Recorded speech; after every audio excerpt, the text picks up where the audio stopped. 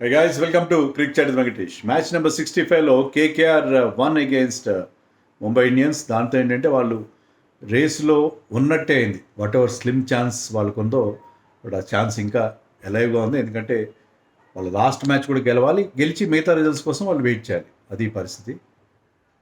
To be very frank with you, this was a quite boring match.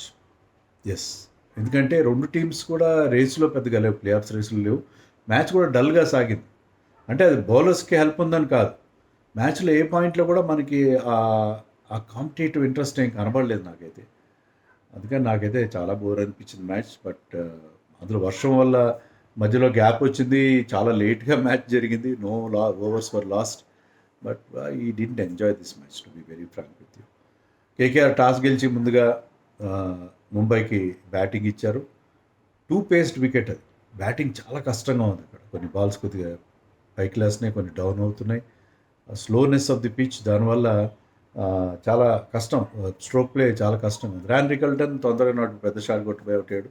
Rohit Sharma 2 సిక్స్లు కొట్టాడు, look good. But ఆ pitch మీద అతను ఎక్కడ నిలబడతాడు. And Manish Pandey took a very good catch. So Rohit and Rickelton తొందరగా కొట్టారు. తర్వాత ఇంకో 2 వికెట్లు పడ్డాయి, పడ్డాయి. Naman Dhir out. Cameron green out చేశాడు. రికల్టన్ అండ్ నమందిర్ని ఒకే ఓవర్లో అవుట్ చేశాడు. Cameron green 25 crore 25 crore man, finally justifying his price tag. So ఒకే ఓవర్లో అతనికి 2 వికెట్లు రావడం. సో వికెట్లు టపటప పడుతూనే ఉన్నాయి వాళ్ళకి, ఎక్కడ కూడా రెస్పైట్ మనకి కనబడలేదు. సూర్యకుమార్ వచ్చాడు, ఒక 2 4లు ఒక 6 కొట్టాడు. చాలా హరీలో కనిపించాడు. 250 అతను స్ట్రైక్ రేట్ అది. బట్ అంత తొందరగానే వెళ్ళిపోయాడు సూర్యకుమార్ కూడా. So it was 4 for 46. వాళ్ళు 4 వికెట్స్ పైన 46 రన్స్ మాత్రం చేసే పవర్ ప్లేలో. So they started off very poorly. అంటే పిచ్ కూడా అలాగే ఉంది. ఇంకా తర్వాత సునీల్ నారాయణ వచ్చాడు. సునీల్ నారాయణ వస్తే ఇంకేముంటుంది. Sunil Narine bowled wonderful spell. అసలు తిలక్ వర్మ అతను ఫేస్ చేస్తున్నాడు, బాల్ ఎట్ టర్న్ అవుతుందో తిలక్ వర్మకి ఏం అర్థం కావట్లేదు. 4 ఓవర్లు వేసాడు, 13 రన్స్ ఇచ్చాడు. And he got the wicket of Hardik Pande. Was clean bowled. Ball ఎటు టర్న్ అవుతుంది, ఏమవుతుంది, అదైతే టెస్ట్ మ్యాచ్ లాగా అనిపించింది అది. There nobody was picking him. అతని బౌలింగ్ అసలు ఎవరు ఆడలేకపోతుంది. 16 డాట్ బాల్స్ వేసాడు. అంటే దాదాపు అతను వేసిన 4 ఓవర్లు 2.5 ఓవర్లు పైగా డాట్ బాల్సే ఉన్నాయి. Wonderful. Man of the match ఎవరికి ఇచ్చారు నేను చూడలేదు. అంటే ఇప్పటికే లేట్ అయింది, అందుకని మ్యాచ్ ముగిసిన వెంటనే వీడియో చేసే ప్రయత్నం చేస్తున్నాను. నన్ను సౌరభ్ దూబే కూడా ఇవ్వచ్చు, ఎందుకంటే సూర్యకుమార్ వికెట్, రోహిత్ వికెట్ అతనికి వచ్చాయి. క్యామరన్ గ్రీన్ కూడా ఇచ్చి ఉండొచ్చు. క్యామరన్ గ్రీన్ బ్యాటింగ్ చేయలేదు కానీ బౌలింగ్ చేశాడు. But I will go with Sunil Narayan, because ఆ స్పెల్ మాత్రం అద్భుతమైన స్పెల్. 13 రన్స్ ఇవ్వడం ఏంటి, మిగతా వాళ్ళు తక్కువ రన్స్ ఇచ్చారు, ఎక్కువ రన్స్ ఇవ్వలేదు ఎవరు కూడా. అంటే ముంబై స్కోర్ జస్ట్ 148. బట్ అతను బౌలింగ్ మాత్రం నిజంగా టెరిఫిక్. అంటే పిచ్లో హెల్ప్ ఉంది, కానీ అతని వేరియేషన్స్, అతని యాక్యురసీ, ఈ సీజన్ అంతా చాలా మంచి బౌలింగ్ చేస్తున్నాడు. స్టార్టింగ్లో కొద్దిగా తడబడినప్పటికీ తర్వాత చాలా బాగా. కేకేఆర్ రిసర్జెన్స్, వాళ్ళు వరుసగా ఇప్పుడు 7 మ్యాచ్లో 6 మ్యాచ్లు గెలిచారంటే దానికి కారణం Sunil Narine bowled beautiful. So అతని స్పెల్. వరుణ్ చక్రవర్తి కూడా మంచి బౌలింగ్ వేశాడు, కానీ ఒక క్యాచ్ కోసం అతను అంకుష్ రఘువంశీ కలిసి వెళ్తే అక్కడ అది కన్కషన్, కొంచెం అతనికి ఏదో హెడ్ ఇంజరీ అయినట్టుగా ఉంది. కన్కషన్ సబ్ కూడా చూసాం మనం. But Varun Chakravarthy also bowled well. Everybody bowled well. Kartik Tyagi 2 వికెట్లు వచ్చినాయి. సౌరభ్ దుబే నేను చెప్పినట్టుగా I got 2 world cup winning క్యాప్టెన్స్ని అవుట్ చేశాడు అతను. So Cam Green, everybody bowled well. Everybody contributed. So చాలా టైట్. వాళ్ళ ఫీల్డింగ్ ఎప్పుడు బాగా చేస్తారు. కేకేఆర్కి ఉన్న క్యాచింగ్ ఎఫిషియన్సీ ఎవరికి లేదు. ఎందుకంటే they have Manish Pandey, they have Riyan, they have Rinku Singh, they have Anukul Roy, and they also had in early matches Ramandeep Singh. వీళ్ళందరూ కూడా ఎక్సలెంట్ ఫీల్డర్స్ కదా. సో అలాంటి ఫీల్డింగ్లో వాళ్ళు క్యాచ్లు పట్టుకున్నారు వాళ్ళన్నీ. ఇంకా కొన్ని టఫ్ క్యాచెస్ మిస్ అయ్యారు. బట్ ఓవరాల్గా their catching efficiency is one of the best. అదే రకంగా వాళ్ళు చాలా చాలా చాలా పర్పస్ కనిపిస్తుంది. అంటే వాళ్ళు they are still believing that they can make it. So అలాంటి ఒక పర్పస్ఫుల్గా వాళ్ళు పర్ఫామ్ చేశారు. So they restricted Mumbai to 148. ఎవరు పెద్ద చెప్పుకోదగ్గ రన్స్ చేయలేదు. ఒక పార్ట్నర్‌షిప్ చూసాం తిలక్ వర్మ అండ్ హార్దిక్ పాండ్యా మధ్య. కానీ ఇద్దరు 100 స్ట్రైక్ రేట్‌తో ఆడారు ఇద్దరు కూడా. లాస్ట్‌లో కార్బిన్ బాష్ వచ్చి 32 నాట్‌ఔట్ కొన్ని 4లు, 6లు 170 స్ట్రైక్ రేట్‌తో 4లు, 6లు కొట్టాడు. అతను ఆడబట్టి ఆ రెస్పెక్టబిలిటీ కనీసం 148 అయినా వచ్చింది. అతను దీపక్ చహర్ 10 రన్స్ చేశాడు. And Will Jacks also looked good. అతను రన్అట్ అయ్యాడు. విల్ జాక్స్ ఉండుంటే ఇంకొంచెం ఎక్కువ రన్స్ వచ్చి ఉండేవేమో. So 148 was not enough. At least ఒక 20 రన్స్ షార్ట్ వాళ్ళు. 20 రన్స్ వచ్చుంటే ఏమన్నా ఫైట్ ఇచ్చుండేవారు.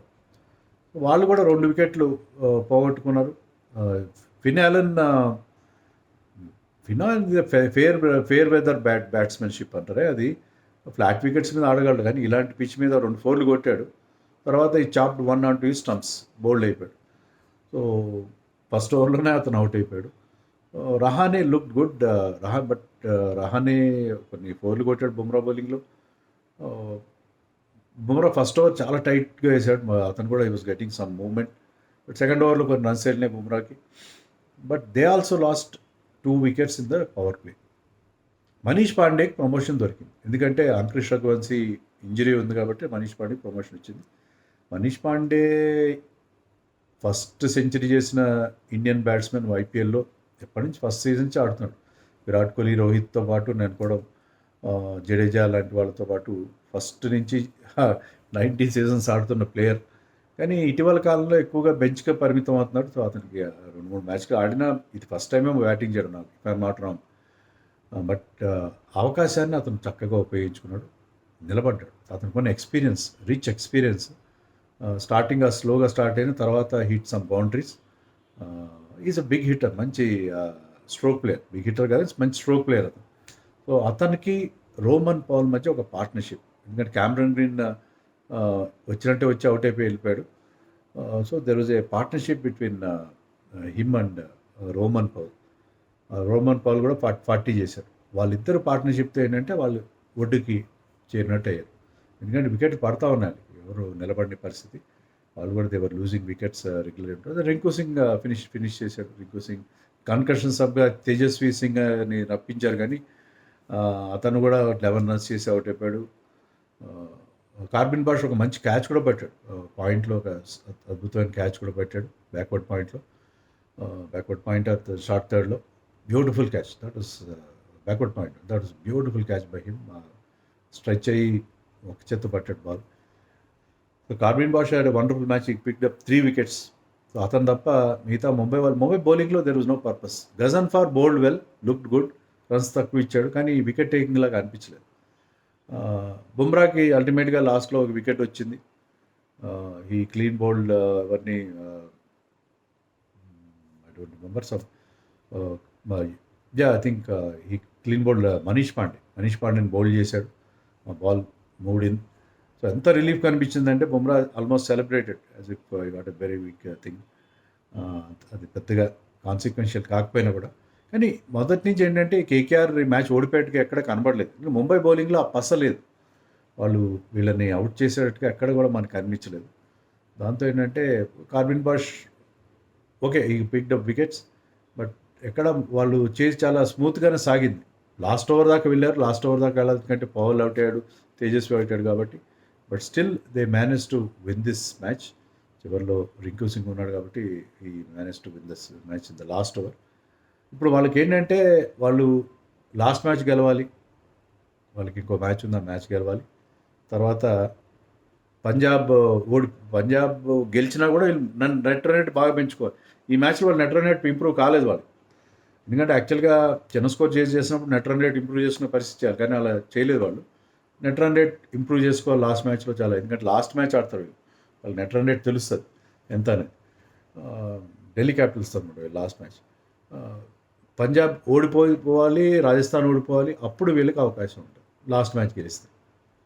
ఒకవేళ పంజాబ్ గెలిచినా కూడా వీళ్ళు కూడా 15 పాయింట్స్ తెచ్చుకుంటే రాజస్థాన్ ఓడిపోయిన పక్షంలో పంజాబ్ కంటే బెటర్ నెట్ రన్ రేట్ ఉండాలంటే లాస్ట్ మ్యాచ్ చాలా పెద్ద తేడాతో గెలవాలి.